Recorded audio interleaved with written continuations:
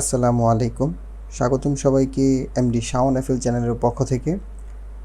আজকে অনেক দিন পরে একটা ভিডিও নিয়ে আপনাদের সামনে আজকে হাজির হলাম। তো ভিডিওটা খুবই ইনফরমেটিভ একটা ভিডিও। যারা মূলত 3D নিয়ে আমরা কাজ করছি, তো আমাদের অনেকেরই হয়তো টেক্সচারিংয়ের বা আমাদের যে ম্যাটেরিয়ালটা সেটাকে আউটপুটের সময় বা আমরা অনেক টেক্সচারটাকে বেকিং করতে পারি না। তো আসলে টেক্সচার বেকিংটা কি সেই বিষয়টা আজকে আমরা আলোচনা করব এবং কিভাবে ব্লেন্ডার ইউজ করে আপনি টেক্সচার বেক করতে পারেন সেই বিষয়টাই আজকে আমি আপনাদেরকে দেখাবো। তার আগে বলে রাখি, আপনি যদি এই চ্যানেলটিতে নতুন হয়ে থাকেন তাহলে অবশ্যই সাবস্ক্রাইব করে রাখতে পারেন, আর চাইলেই বেল আইকনটি দিয়ে রাখতে পারেন। আর আরও একটা নিউজ, আমাদের ডিসকর্ডে একটা গ্রুপ রয়েছে ব্লেন্ডার ঠিক এরিনা নামে, ফেসবুকের ঠিক একই নাম অনুসারে। তো আপনি চাইলে সেখানে জয়েন হতে পারেন। আমি চেষ্টা করব অবশ্যই আমাদের ডিসক্রিপশন বক্সে সেই ডিসকর্ড সার্ভারটির লিঙ্ক দিয়ে দেওয়ার জন্য।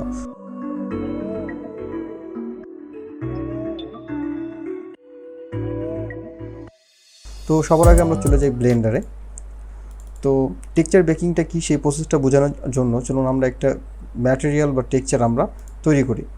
তো আপনি যে কোনো একটা ভার্সন নিয়ে কাজ করতে পারেন ব্লেন্ডারে। তো যেহেতু গত কয়েকদিন হলো ব্লেন্ডারের যে লেটেস্ট ভার্সন রিলিজ হয়েছে 3.1, তো সেটাকে আমি আপাতত ইউজ করতেছি। তো আপনারা চাইলে সেটা দিয়েও কাজ করতে পারেন, বা অথবা চাইলে আপনি ব্লেন্ডারের যে কোনো ভার্সন 2.80 বলেন বা এর আগের ভার্সনগুলোতে নিলেও আপনি কাজটা করতে পারবেন। তো সবার আগে চলুন আমরা এই আমাদের সিনে যা কিছু আছে সব এখান থেকে ফেলে দিই। তো আমি এখান থেকে একটা ম্যাশে গিয়ে জাস্ট একটা আইকো স্পেয়ার নিয়ে আসলাম, অথবা ইউবি স্পেয়ার। তো দেখেন আমি এখানে ইউবি স্পেয়ারটা নিয়ে আসলাম এবং রাইট বাটন ক্লিক করে শেড স্মুথ করে দিলাম, যেটা আপনারা সবাই জানেন। আর এখান থেকে আমি Ctrl+2 প্রেস করে জাস্ট একটা সাবডিভিশন সারফেস অ্যাড করে দিলাম, তাহলে আমার সারফেসটাকে দেখতে আরেকটু স্মুথ লাগতেছে। তো এই কাজটাকে আমার এখানে আপাতত এইভাবে আছে। এখন আমরা যে কাজটা করব, আমরা চলে যাব শেডিং ট্যাবে। আমি এখান থেকে আমার একটু স্পেসটা বাড়ায় নেওয়ার জন্য আমি জাস্ট এখান থেকে এটাকে জয়েন এরিয়াতে করে দিলাম। আর ঠিক সেম এখান থেকেও আমি এটার স্পেসটাকে বাড়ায় নেওয়ার জন্য জাস্ট এখান থেকে এটা জয়েন এরিয়াটা মানে একটু বড় করে নিলাম। তো এখন এটার জন্য আমি একটা ম্যাটেরিয়াল অ্যাসাইন করব। তো আমি এটার নাম দিলাম টেক্সচার। আমি এখানে টেক্সচার নামে একটা ম্যাটেরিয়াল অ্যাসাইন করলাম। তো আমি যখন এখান থেকে কোনো কালার বা কোনো কিছু দেবো, তাহলে এটাকে একটা মূলত একটা বেস কালার তৈরি হইতেছে।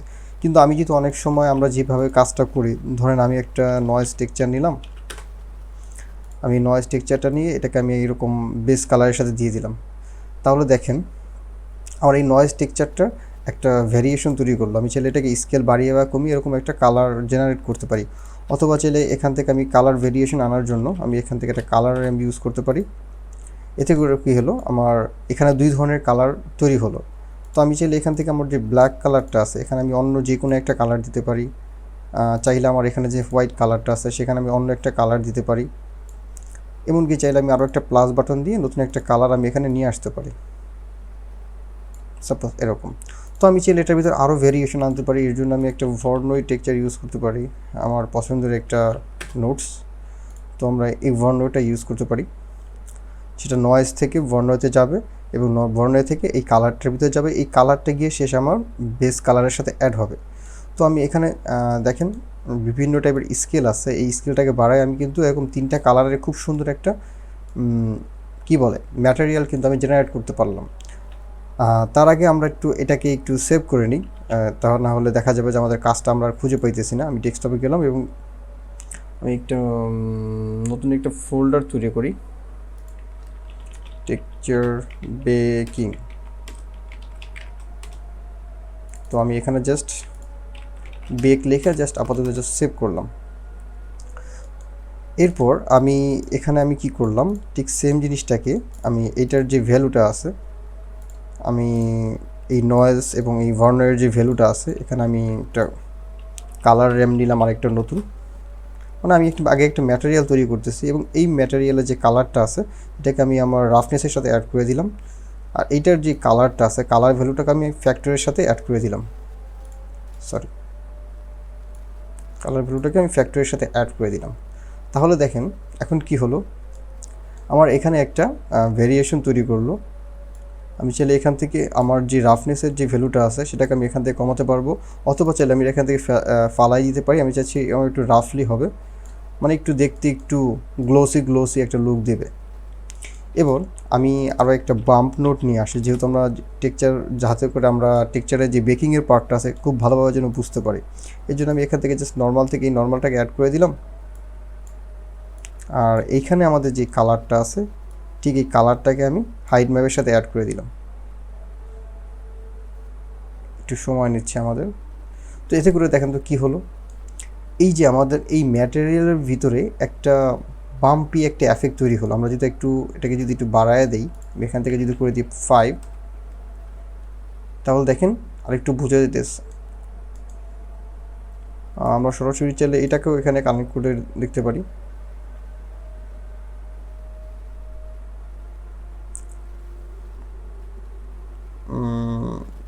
চাইলে এখানে নিয়ে যাই, যাতে করে আমাদের এখানে বাম্পিনেসটা একটু ভালোভাবে বোঝা যায়। কোনো ব্যাপার না, আমরা জাস্ট এখান থেকে হাইট ম্যাপটাকে কানেক্ট করলাম আর এখান থেকে এটাকে জাস্ট ডিসকানেক্ট করে দিলাম। জাস্ট আমরা এখানে বুঝে নিলাম যে আমাদের এখানে একটা বাম্প জাতীয় একটা বিষয় আছে, মানে একদম উঁচা নিচা যেই ভাবটা হয়েছে ওটার জন্য আমরা এখানে বুঝতে পারতেছি। তো এরকম আর কি বিষয়টা। তো এই জিনিসটাকে এখন আপনি ধরেন এই এই নোটগুলি ইউজ করে আপনি এই ম্যাটেরিয়ালটা বা এরকম একটা বাম্পি এফেক্ট আপনি তৈরি করছেন। এখন আপনি যদি সাপোজ এই কাজটা করার পরে আপনাকে এখন একটা ক্লায়েন্টের জন্য আপনি সিনেমা 4Dতে সে ওপেন করবে ফাইলটা, তখন কিন্তু এই সিনেমা 4Dতে কিন্তু এই নোটগুলি আর নেই। হয়তো এরকম কাজগুলি করা যাবে, কিন্তু সেটার জন্য নোট কিন্তু আলাদা। এবং আপনাকে যদি সে যদি বলে আমাকে মায়ার জন্য তুমি করে দাও, তাহলে দেখা গেল যে আপনি এফবিএক্স ফাইল দিলেন এবং আপনাকে কিন্তু সেই নোটগুলি কিন্তু সেই মায়াতে কাজ করবে না। তো এর জন্য সবচেয়ে এটা সেভ একটা ওয়ে হলো টেক্সচার বেকিং।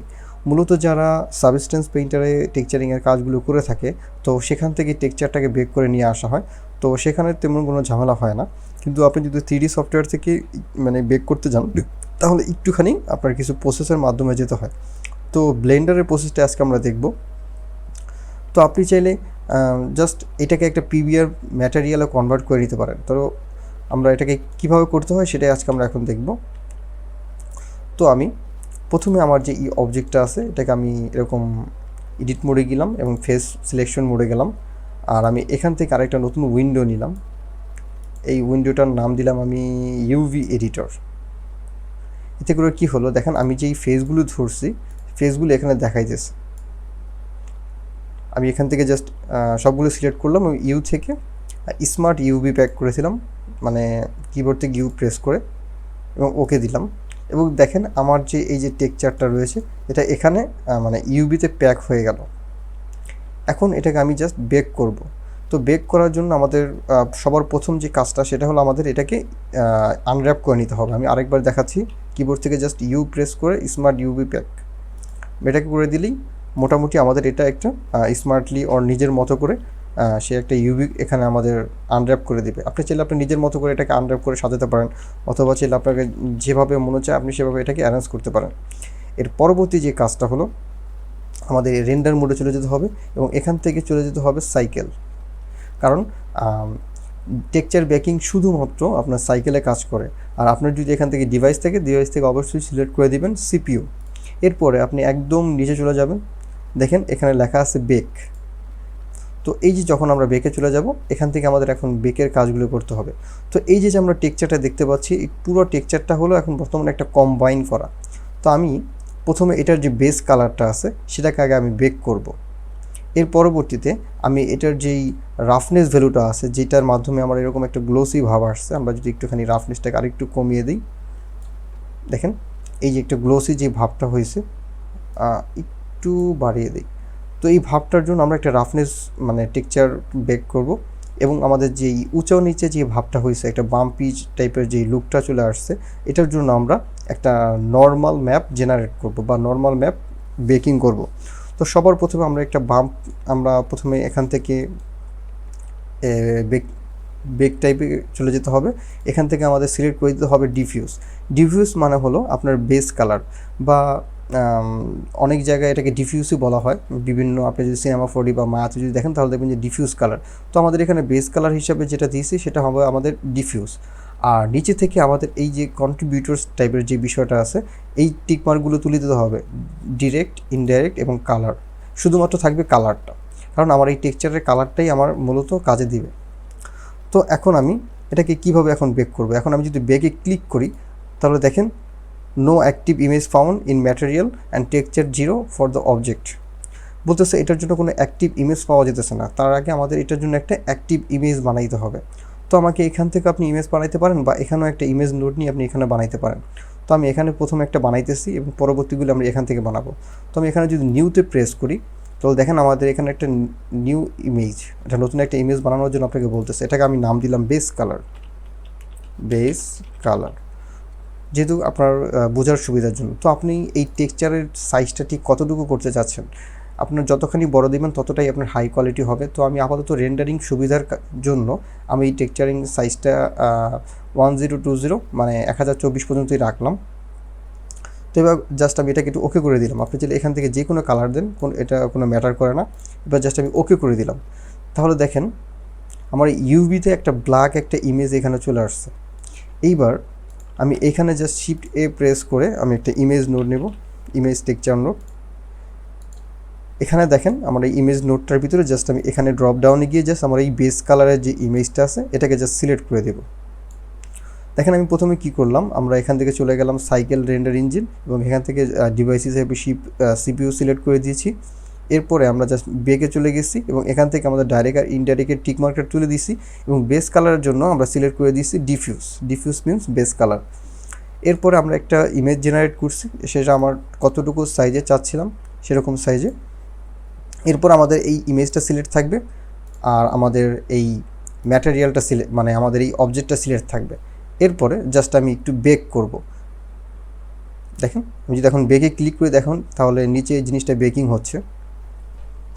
এটা টোটালি ডিপেন্ড করে আপনার পিসিটার প্রসেসর বা আপনার পিসিটার কনফিগারের উপরে। কোনো কোনো ক্ষেত্রে দেখা যায় যে একটা বেকিং করতে অনেকটা সময় লেগে যায়। তো মোটামুটি আমার এটা দেখেন বেকিং হয়ে গেছে। এটার ডিফিউজ মিনস আমার এই বেস কালারটা শুধুমাত্র এখানে মানে বেক হয়ে গেছে। দেখেন এটার ভিতরে যে কালারটা ইউজ করা হয়েছে সেই টোটালি কালারটা, শুধুমাত্র অনলি কালারটা আমার এখানে বেক হয়ে গেছে। এর পরবর্তীতে আমাদের জাস্ট ইমেজ থেকে জাস্ট সেভ করতে হবে। আমি এখানে একটু এটাকে বেস কালার পিএনজি নামে সেভ করলাম। ঠিক সেম এবার আমি জাস্ট এখান থেকে আবার ইমেজটা ক্লোজ করে দিব। ঠিক আগের মতো আবার একটা নিউ ইমেজ নেব এবং এটাকে আমি বেক করব রাফনেসের জন্য।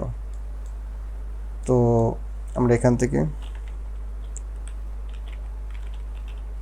আমি এখান থেকে রাফনেস দিলাম আর টেক্সচার সাইজটা যেহেতু আমি আগে 1024 দিয়েছিলাম এবং এখানেও 1024 রাখলাম, ওকে দিয়ে দিলাম।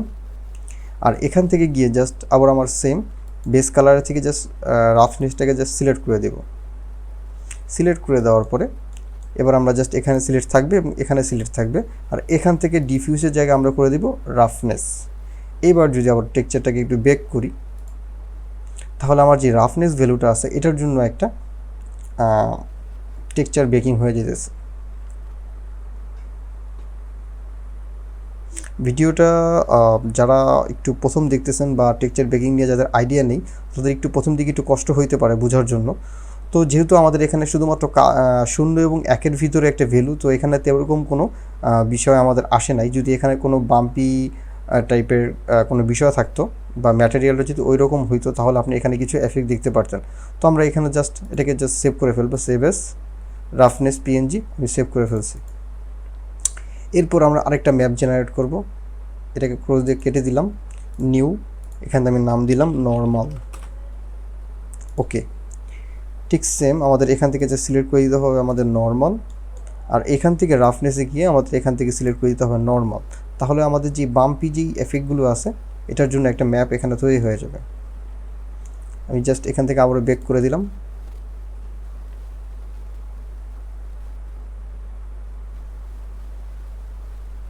একটু সময় লাগবে, কোনো কোনো ক্ষেত্রে আপনার একটা বেকিং করতে 10 থেকে 15 মিনিট সময়ও লেগে যায়। সেটা ডিপেন্ড করে আপনার এখানে কি পরিমাণ নোটস আছে। তো দেখেন আমাদের এই যে বাম্প যে এফেক্টটা আছে এটা সম্পূর্ণ একটা নর্মাল ম্যাপে সে কনভার্ট করে দিছে এবং এখান থেকে জাস্ট সেভ করে ফেললাম নর্মাল, ব্যাস। তো এই যে আমরা প্রসেসটা করলাম সেটাকে বলা হইতেছে আমাদের টোটালি বলা হইতেছে টেক্সচার বেকিং। তো দেখেন এখন যদি আমি এই ম্যাপ এরকম একটা ডিজাইন যদি আমি বানাইতে চাই তাহলে দেখেন আমি এখন আর এই এই যে আমার যেই বিষয়টা আছে এরকম এই নোটগুলি আমার এখন আর কোনো দরকার নেই। আমি কিন্তু ফাইল থেকে নিউতে চলে গেলাম, এবং এখান থেকে জাস্ট এগুলি সব ফেলে দিলাম। এখান থেকে আমি একটা ইউভি স্পেয়ার নিলাম, কন্ট্রোল 2 দিয়ে আমি একটু সাবডিভিশন সারফেস দিলাম, ঠিক আবার চলে গেলাম শেডিংয়ে। এখানে আমি একটা নতুন একটা ম্যাটেরিয়াল অ্যাসাইন করলাম। অ্যাসাইন করার পর আমি জাস্ট একটা ইমেজ নোড নেব, আমি 3টা ইমেজ নোড নেব, যেহেতু আমরা 3টা ম্যাপ জেনারেট করছি। তো আমি এখান থেকে ওপেনে যাব, ওপেনে গিয়ে জাস্ট আমার ডেস্কটপে যাব। ডেস্কটপে গেলেই দেখবেন যে আমাদের টেক্সচার বেকিং নামের একটা ফোল্ডার। তো আমি এখানে জাস্ট বেস কালার নিয়ে আসব। এরপরে আমাদের এখান থেকে ওপেনে যাব, এখান থেকে আবারও ডেস্কটপ, টেক্সচার বেকিং, এখান থেকে আমরা রাফনেসটা নিয়ে আসব। এরপরে আমাদের রয়েছে ওপেন, আমরা এখান থেকে ডেস্কটপে যাব, নর্মালে চলে যাব। তো আমাদের যেই রাফনেস ভ্যালুটা আছে সেটার ম্যাপটা হবে আপনার নন কালার, ঠিক আছে। তো আমি এখন জাস্ট আমার এই কালার থেকে জাস্ট বেস কালারে সিলেক্ট করে দিলাম, কিন্তু এটা এরকমটা দেখাচ্ছে কারণ এটা প্রপারলি ইউভিটা করা নেই। তো আমি এটাকে জাস্ট ইউভিটা আনর্যাপ করে দিলাম। তো দেখেন আমার ওই ডিজাইনটা কিন্তু এখানে চলে আসছে, কিন্তু কিছুটা ইউভি সমস্যার কারণে এরকম ঝামেলা করতেছে। আচ্ছা, আমি এটা কি ইউভিটা কি এইবার হয়তো ঠিক হবে। হ্যাঁ, এবার জাস্ট আমার যে রাফনেস ভ্যালুটা আছে আমি জাস্ট রাফনেসের সাথে জাস্ট কানেক্ট করে দিলাম। তাহলে দেখেন সেই গ্লোসি এফেক্টটা সে চলে আসছে। আর আমার এই নর্মালের জন্য আমি এখান থেকে এটা না, আমি নর্মাল ম্যাপ নামের একটা নোড নিয়ে আসলাম এবং এখানে যে কালারটা আছে কালারটার সাথে কালারটা কানেক্ট করে দিলাম এবং এই নর্মালের সাথে এই নর্মালটা কানেক্ট করে দিলাম। তাহলে দেখেন আমার সেই বাম্পি এফেক্টটা চলে আসছে এবং কিছু সমস্যাও দেখা দিচ্ছে, যে কারণটা হলো আমাদের ওই টেক্সচারের ইউভিটা প্রপারলি নেই।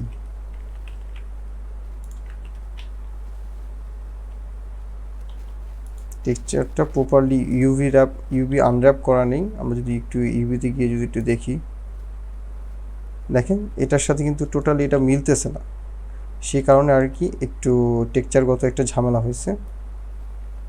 তো এটা যদি আপনি সেম যেই অবজেক্টের জন্য আপনি টেক্সচারটা বেক করছেন সেই অবজেক্টটাই আপনাকে ইউজ করতে হবে, কারণ সেটার সাথে অন্য কারো ইউভিটা নাও মিলতে পারে। আর এখান থেকে চাইলে আপনি এটার ডিসটেন্সটা বাড়াতে পারেন, মানে এটা ঠিক কতটুকু মানে বাড়বে বা কমবে। আর এখানে একটু এরকম ঘোলা দেখানোর কারণ হলো এটাকে টেক্সচারটা খুবই লো কোয়ালিটির, সেজন্য এরকম দেখাইতেছে। আপনি যদি টেক্সচারটা একটু হাই কোয়ালিটি দিতেন বা 4K দিতেন তাহলে এখানে এরকম লো কোয়ালিটি দেখাইতো না। তো আজকের এই টেক্সচার বেকিংয়ের ভিডিওটা এই ভাঙ্গাচুরা এই পর্যন্তই থাকলো। আশা করি সামনে অন্য কোনো একটি ইনফরমেটিভ কোনো ভিডিও নিয়ে আপনাদের সামনে আবারও হাজির হব। সে পর্যন্ত সবাই ভালো থাকবেন, সুস্থ থাকবেন। Good bye.